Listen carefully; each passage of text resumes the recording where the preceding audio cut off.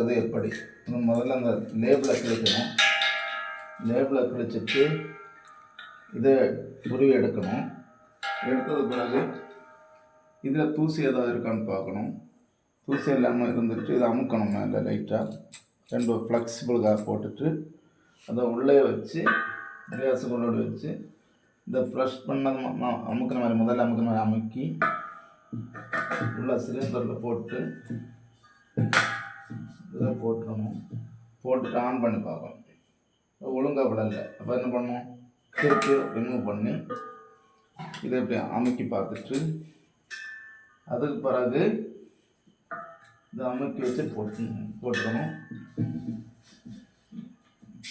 இப்போ லாக் விழுந்துச்சு. கேஸ் வருதான்னு பார்க்கணும். ஆன் பண்ணணும். ஆன் பண்ணும்போது எரியும். முதல்ல அதை மாதிரி கீழே ஆஃப் பண்ணணும். தானாக ஃப்ளேம் ஆஃப் ஆகும். அதுக்கப்புறம் ஆஃப் பண்ணணும். இது மெயினாக நிறைய பேர் பயர்னால தான் இந்த வீடியோ போட்டிருக்கிறேன்.